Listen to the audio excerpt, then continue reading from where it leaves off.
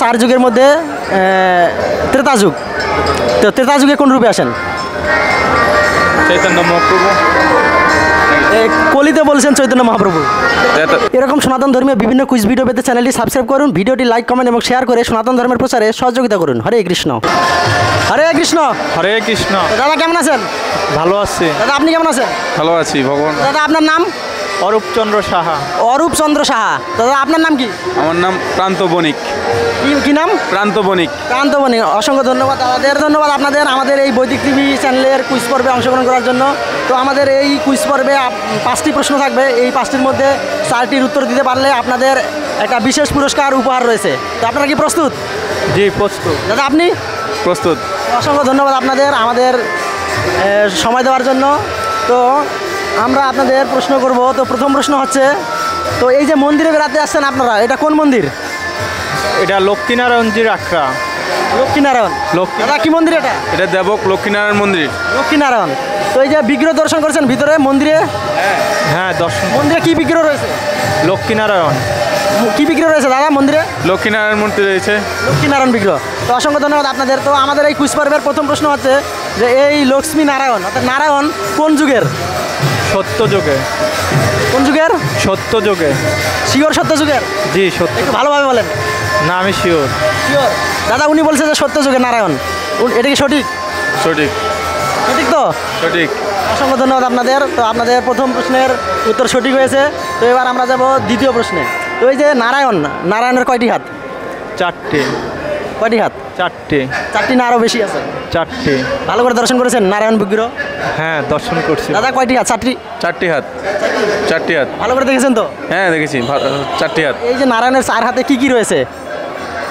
হচ্ছে পদ্ম, তারপর হচ্ছে গদা, তারপর হচ্ছে পদ্ম গদা শঙ্খ। 3টা হয়েছে, আরেকটা কি? শঙ্খ চক্র গদা পদ্ম। অসংখ্য ধন্যবাদ। তো ওনারা সুন্দরভাবে উত্তর দিলেন যে শঙ্খ চক্র গদা পদ্ম 4 হাতে 4টা জিনিস রয়েছে নারায়ণের। তো অসংখ্য ধন্যবাদ আপনাদের। তো আপনাদের এই দ্বিতীয় প্রশ্নের উত্তরও সঠিক হয়েছে। তো এই যে সত্যযুগে নারায়ণ অবতীর্ণ হন এই ধরাধামে, তো এই নারায়ণ সত্যযুগ ছাড়াও ভগবান পৃথিবীতে আর কোন কোন রূপে আসেন, অর্থাৎ কোন কোন যুগে কোন কোন রূপে আসেন? কলিতে আসছে চৈতন্য রূপে। কলিতে চৈতন্য রূপে? চৈতন্য রূপে। এবং কলির পরে? দাপট। তার আগে দাপর। দাপটে কৃষ্ণ। কোন রূপে আসেন? দাপটে কৃষ্ণ রূপে। তারপরে কোন রূপে আসেন দাদা? কৃষ্ণ রূপে। কৃষ্ণ রূপে। অসংখ্য ধন্যবাদ আপনাদের। তো এবার বাকি থাকলো 4 যুগের মধ্যে ত্রেতা যুগ। তো ত্রেতা যুগে কোন রূপে আসেন? চৈতন্য মহাপ্রভু। কলিতে বলছেন চৈতন্য মহাপ্রভু। রামচন্দ্র। রামচন্দ্র। রামচন্দ্র। ত্রেতা থেকে? রামচন্দ্র। রামচন্দ্র। শিওর রামচন্দ্র? হ্যাঁ শিওর রামচন্দ্র। তো অসংখ্য ধন্যবাদ আপনাদের এই রামচন্দ্র অর্থাৎ ত্রেতা যুগে রামচন্দ্র, এই প্রশ্নের উত্তর সঠিক হয়েছে। তো এবার আমরা যাব পরবর্তী প্রশ্নে। তো এই যে রামচন্দ্র অর্থাৎ রামায়ণে রামায়ণ রচনা করেন কে? দাদা রামায়ণ রচনা করেন কে? রামায়ণ রচনা করেন কে বলতে পারতেছি না। দাদা বলবেন আপনি? রামায়ণ রচনা করেন কে? বাল্মীকি দেব। বাল্মীকি। তো অসংখ্য ধন্যবাদ আপনাকে। তো বাল্মীকি পূর্বের জন্মে কী ছিলেন, কে ছিলেন? ডাকাত। বাল্মীকি পূর্বের জন্মে কী ছিলেন? ডাকাত। ডাকাত। অসংখ্য ধন্যবাদ। তো এই ডাকাতের নাম কি ছিল? ডাকাত মানে দস্যু, তার একটা নাম ছিল, এই নামটা কি? নামটা মনে নেই তো।